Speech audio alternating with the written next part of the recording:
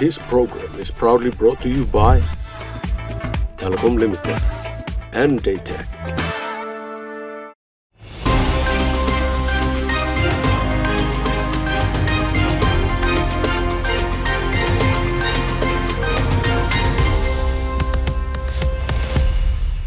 Good night, Papua New Guinea. I'm Malcolm Wyra, and welcome to another episode of In Focus. In this session, we hold discussions with representatives from Japan's Overseas Cooperation Volunteer Program about their respective experiences. First up, we are joined by Mr. Hideaki Matsuwako, JICA's Chief Representative in Papua New Guinea. Hideaki, thank you for joining us. Thank you very much, Malcolm, once again for having me. So today I brought our JICA volunteers, so we will talk about our volunteer program. Now, Hideaki, how is the Japanese Overseas Cooperation Volunteer Program operated in Papua New Guinea so far? Right. As for Papua New Guinea, it started in 1980, and by today we have dispatched more than 800 volunteers to Papua New Guinea. So these volunteers are basically dispatched based on the requests received from our PNG government counterparts. Noteworthy thing of this volunteer program is that they work closely with local communities and people. They normally stay here for 2 years and make their efforts together with the local people and communities. Well, I have been in this country only for 1.5 years so far, but I have met many people who expressed their appreciation to our volunteers in many places where I visited. I also think that these are also very important and valuable experiences, not only for the local communities and people, but also for the volunteers themselves, because they are also learning a lot from the local people, for example, for the local knowledge, how to make their living, how to challenge the issues, also how to harmonize with the environment. And this kind of experiences make them more knowledgeable and stronger. They can also utilize such knowledge and experiences even after going back to Japan. And also they can also contribute to the Japanese societies as well. As for this volunteer program, it's called Japan Overseas Cooperation Volunteer. A short term is the JOCV program. So this JOCV program is a very unique program. It started in 1965 by dispatching our volunteers to our partner countries like Lao Republic, Cambodia, the Philippines, Malaysia, and Kenya. Yeah. And then this year, 2025, we celebrate the 60th anniversary of our JOCV program. And by today, we have dispatched nearly 60,000 JICA volunteers to about 100 countries. What sort of backgrounds do your volunteers from Japan come with? Well, they have many various professional backgrounds, such as school teachers, nurses, mechanical engineers, agriculture, marketing, IT skills, and even more, some of them are even martial arts experts like karate and judo. And we used to have about 30 to 40 JICA volunteers in this country, although we had suspended our volunteer program during COVID-19 pandemic period. We resumed this program in August 2023, and now we have 17 volunteers actively working in this country. Some of them are working in Sogeri, some are in Popondetta, Arotao, Goroka, Kuikira, Kokopo, and Rabaul. So I brought those 3 volunteers today. They also introduce their activities in this country. Now we are on the verge of celebrating Papua New Guinea's 50th anniversary. What message do you have for Papua New Guineans regarding your overseas volunteer program? Right. Well, actually, I think those volunteers have been doing great. They have been doing an excellent job in this country. I should also mention that actually all of our JICA volunteers they love this country. They really love this country while they are here. And then actually many of them who had once gone back to Japan came back to this country after some time for their work and for their living. So needless to say, our volunteer program, our volunteers have been playing a significant role and also contributing a lot to establishing a good relationship between Papua New Guinea and Japan. So I think we should also keep this kind of cooperation with Papua New Guinea. And then I believe that this kind of cooperation will keep and even strengthen our good relationship between both countries. Mr. Hideaki Matsuako, thank you for joining us. Thank you very much for having us. We now go for a quick break. Join us on the other side for more discussions.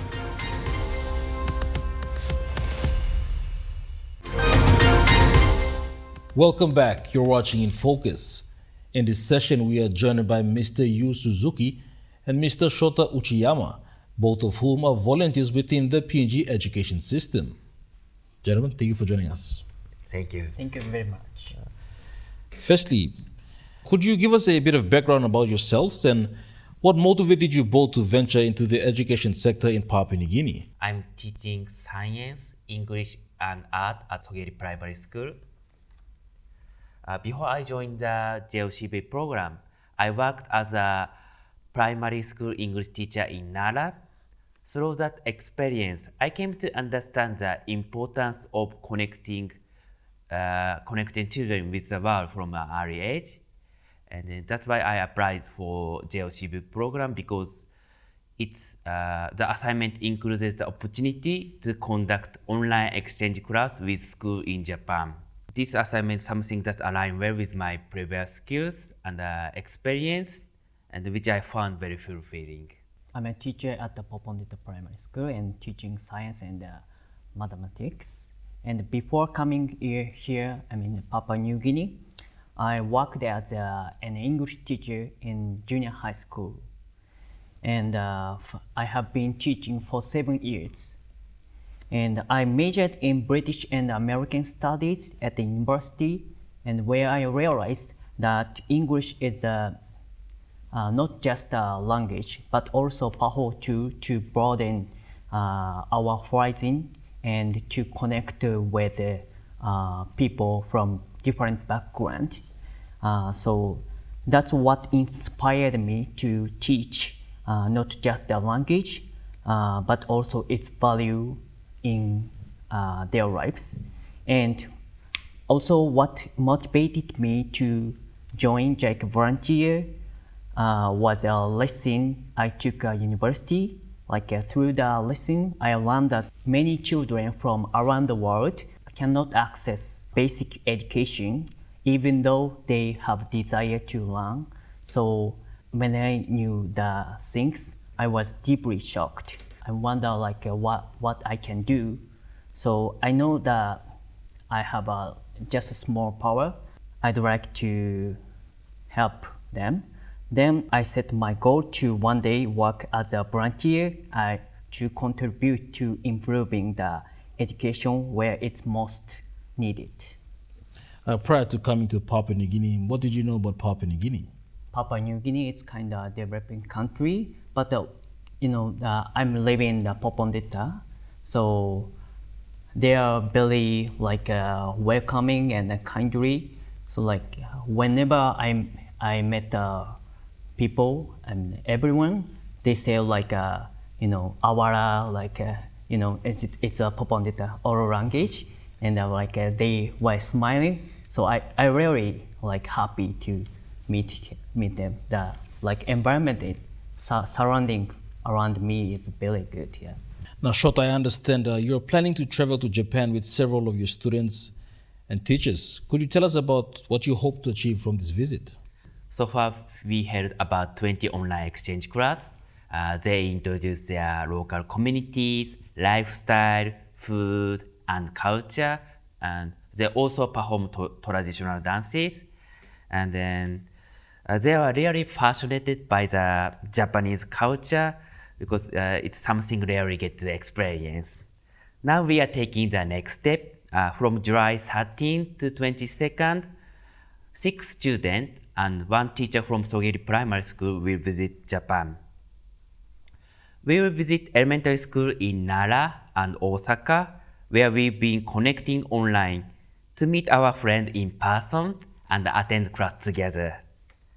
A highlight of the trip will be on July 21st, when the students will sing a national anthem at the Papua New Guinea National Day event at Osaka Expo. This will be a special opportunity for the students to proudly share their culture, meet their Japanese friends face to face, and deepen their friendship and cross-cultural understanding. Our hope is that this trip will reinforce friendship and leave everyone with memorable and meaningful experiences. Now, I'd like to get your thoughts on the specific innovative solutions which you've incorporated in your respective schools, which have yielded positive results. Perhaps we'll start with you. I'm also involved in environmental education project in Popondetta. When I first arrived in Popondetta, I was shocked by how much rubbish filled our town Popondetta, and I saw many people littering. So I was shocked, and I wonder what I could do to make a change. Then I realized that education for especially children is a key to shaping the cleaner and more sustainable town. Okay. Then, since starting our project 5 months ago, I've been teaching grade 4 science with a strong focus on environmental issue, as I said, soil and water pollution. We've done many hands-on activity, such as for example, students planted tomatoes, make garden, and made compost, and cleaned up our town, and even exchanged their thoughts with a school in Japan, regarding how to conserve the environment. And we also visited a local university in Popondetta to deepen their understanding of nature. And one of the innovative projects we started was to install rubbish bins. I found that there are only a few rubbish bins in our town. There are a few rubbish bins in school area. So I asked the Igatur oil palm to provide the a drum as a rubbish bin. And thanks to their cooperation, we successfully placed the rubbish bin in school area and also around town. So to raise awareness, I and some students and I visited to NBC radio in Popondetta to encourage community to put the rubbish bin, to put the rubbish correctly into the rubbish bins, as telling them how important to prevent soil pollution is, the effect of soil pollution and the causes soil pollution. Then, but the issue is still remains, so our effort are continued. We are planning the beach cleanup at Orobe and joining the trash art contest in Japan and preparing the more educational campaigns. I believe that if we can change people's mindset, especially the younger generation, like children, we can transform our town into the more beautiful and cleaner place. So it might take time, but I believe in a small action, the power of small actions. So as I always say to the students and community, one action can change the world. One innovative solution we introduced is online exchange class. through the ATMILE International Collaborative Learning Project. ATMILE is an international collaborative learning project focused on intercultural understanding and global issues through art, particularly mural. Mural is a big picture. It involves students from different countries working together online, sharing ideas, and creating a mural that represents their collaborative message. As a result, students at Sogeri Primary School explore the SDGs related to water sanitation and life below waters, and collaborated with Japanese students to create a mural titled Save the Sea, Save the Future, expressing their commitment to protecting the ocean. Since starting environmental education and waste sorting, I've seen a big change in student awareness. Beach cleanup helps them understand the impact of plastic pollution and the importance of protecting nature. They learn plastic harm wildlife and don't break down easily.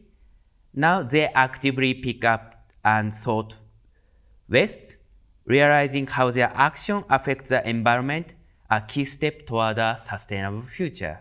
Mr. Yu Suzuki and Mr. Shota Uchiyama, thank you for joining us. Thank you. Thank you very much. We'll now go for a quick break. Join us on the other side for more discussions.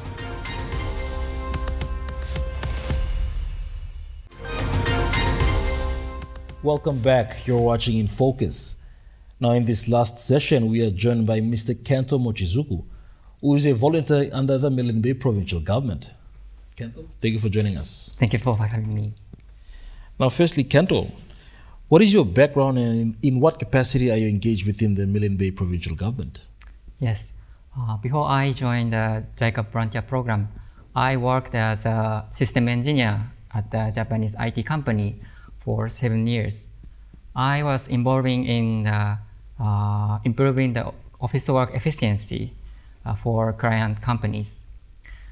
With my IT background, I am currently in charge of creating the database for the Division of Community Development in Milne Bay Administration. In our division, the officers conduct the citizen consultation for people who are facing the social issues such as gender-based violence, child protection, social welfare, civil registry matters, and more. My mission is to establish a dedicated case management system and improve their work, office work efficiency. What motivated you to embark on this particular journey?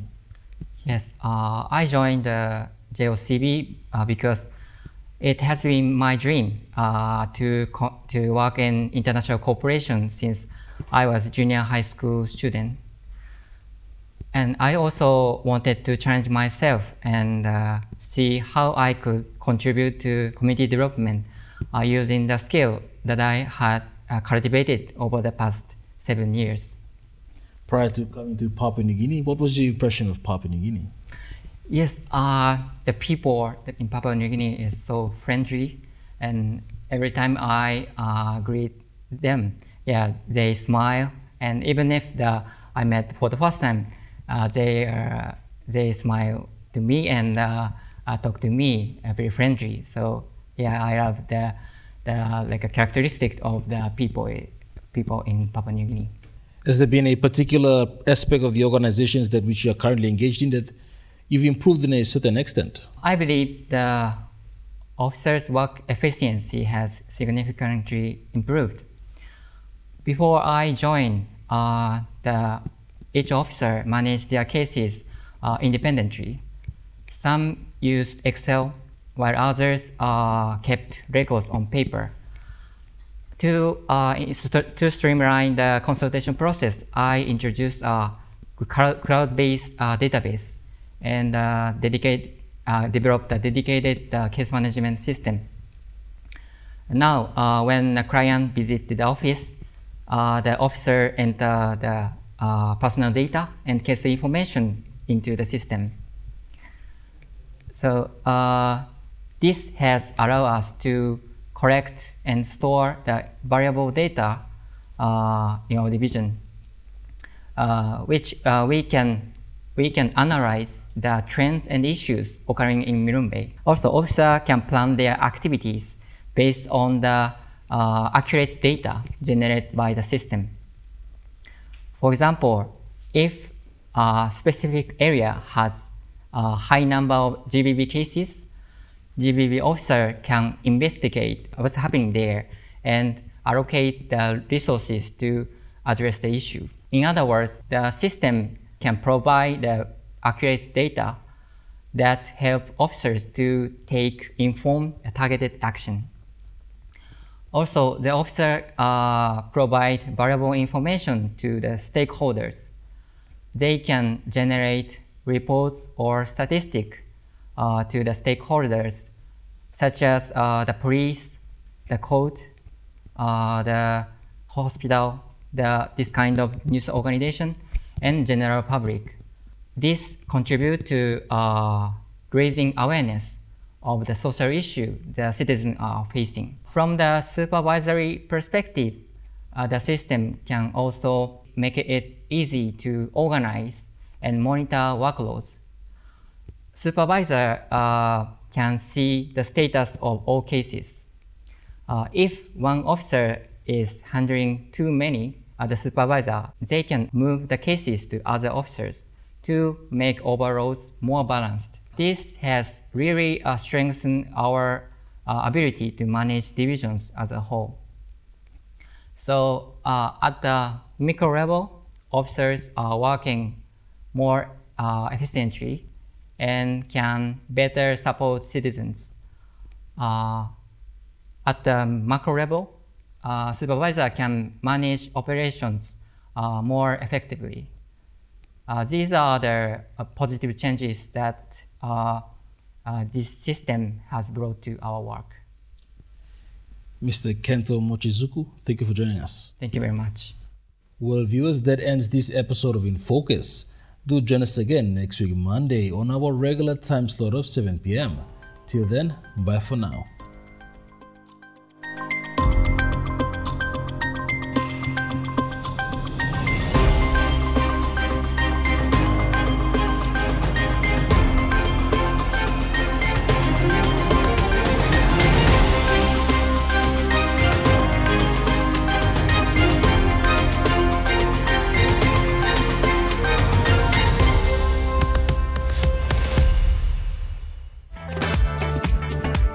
This program was proudly brought to you by Telecom Limited and JICA.